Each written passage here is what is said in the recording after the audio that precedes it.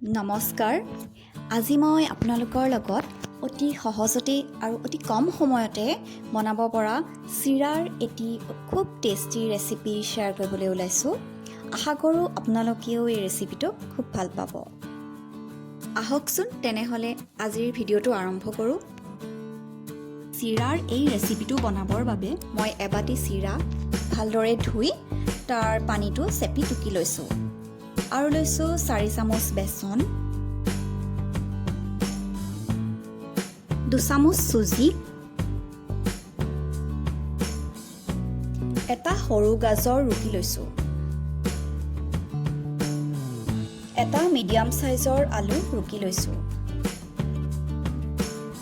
এটা মিডিয়াম সাইজৰ পিঁয়াজ এইদৰে মিহিকৈ কুটি লৈছোঁ, অকণমান কুটা ধনিয়া পাত লৈছোঁ, অকণমান পদিনা লৈছোঁ, এইটো অপশ্যনেল হয়, কেইটামান জলকীয়া কুটি লৈছোঁ, এইটো আপোনালোকে কিমান জ্বলা খায় সেইমতে দিব, কেইখিলামান নৰসিংহৰ পাত কুটি লৈছোঁ, আৰু লৈছোঁ এচামুচ আদা নহৰু বটা, এচামুচ ঘৰতে বনাই লোৱা জিৰা গুড়ি, এচামুচ ধনিয়া গুড়ি, আধা চামুচ কাশ্মীৰী জলকীয়া গুড়ি, আধা চামুচতকৈ অকণমান কম হালধি আৰু নিমখ সোৱাদ অনুসৰি। এতিয়া এটা ডাঙৰ বাটিত চিৰাখিনিৰ লগতে বাকী সকলো ইনগ্ৰিডিয়েণ্টছ এটা এটাকৈ দি দিছোঁ।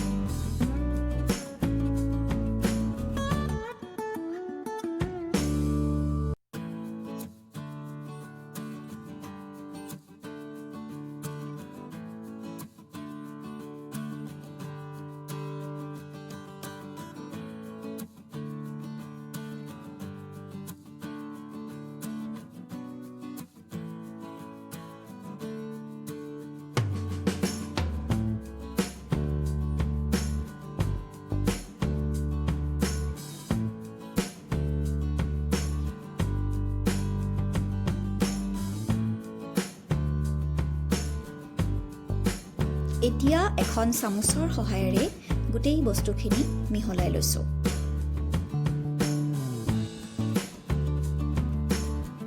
তাৰপিছত হাতেৰে ভালদৰে গোটেইখিনি সানি লৈছোঁ। এইখিনি ভালদৰে সানি হোৱাৰ পাছত লগে লগেই মন পচন্দৰ যিকোনো আকাৰ দি ভাজি যাব লাগে।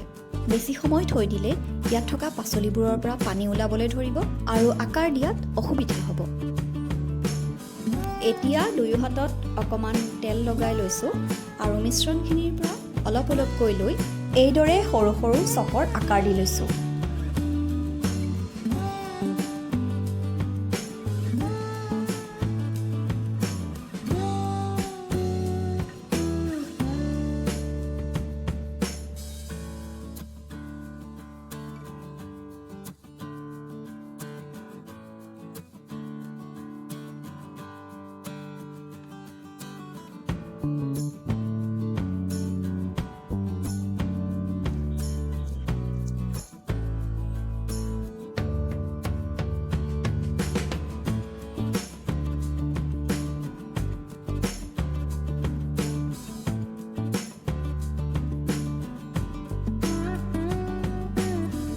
এতিয়া এখন কেৰাহীত ৰিফাইন তেল গৰম কৰি এইখিনি এটা এটাকৈ ভাজি লৈছোঁ।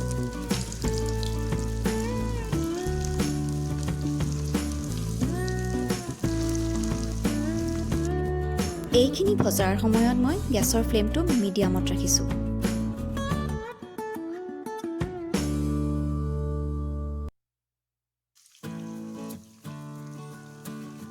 অলপ ভজা হোৱাৰ পাছত এইখিনি লুটিয়াই দিছোঁ।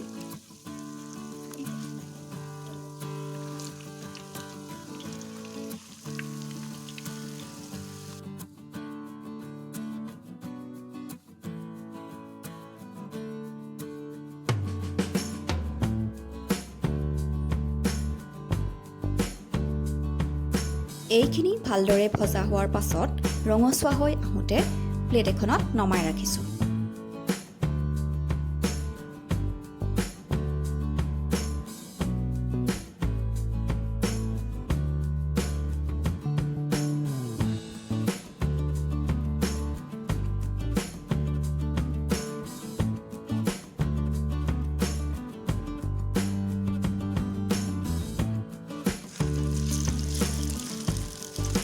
এতিয়া মই একেদৰে বাকী থকাখিনিও ভাজি লৈছোঁ।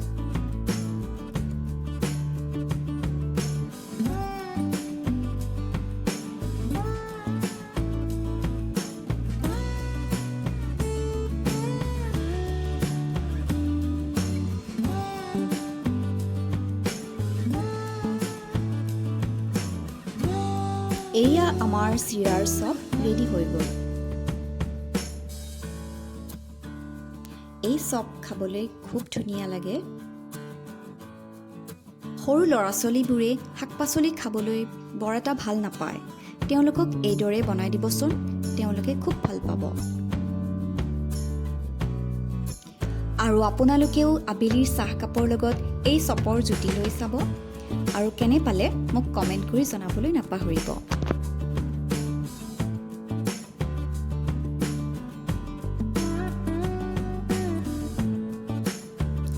ভিডিঅ'টো শেষলৈকে চোৱাৰ বাবে ধন্যবাদ।